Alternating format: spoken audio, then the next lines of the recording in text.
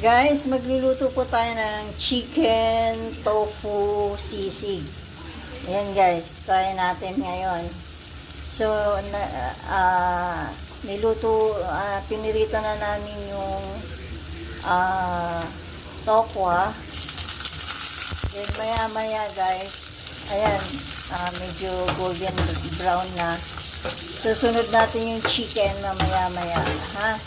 Ayan guys. So, mamaya ulit. Guys, ayan na yung chicken na isasahog ko sa sisig. Tofu chicken sisig. Yan guys. So, lagyan pa natin ng ibang ingredients kagaya ng chili and then sibuyas.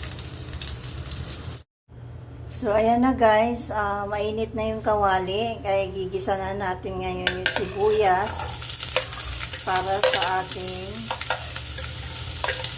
chicken tofu sisig. Ayan, maraming sibuyas guys, na puti. Kahit anong sibuyas, pula or puti. Ayan guys. Mekos-mekos na natin.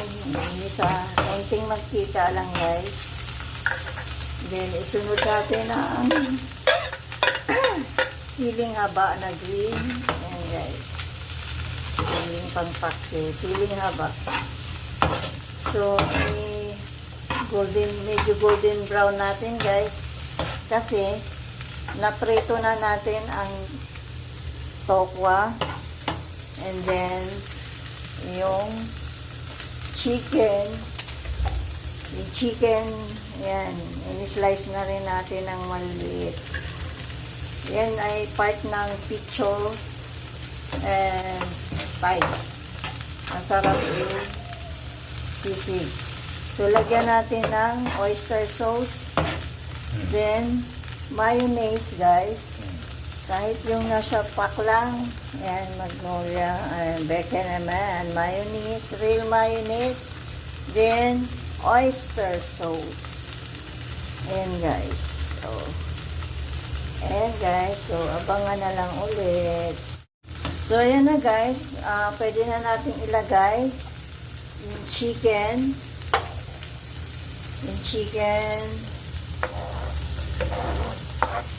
Then, sunod natin yung tokwa. Ayan, guys.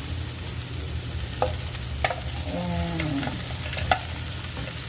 As in, kunting mantika lang talaga. Wala nga eh. Halos wala nga. Masarap sa sisig. Then next, lagayan natin yung oyster sauce. Ayan, guys. Then, sunod na yung yung mayonnaise. Mamaya na nasunod. And guys, sarap na ito. Diba?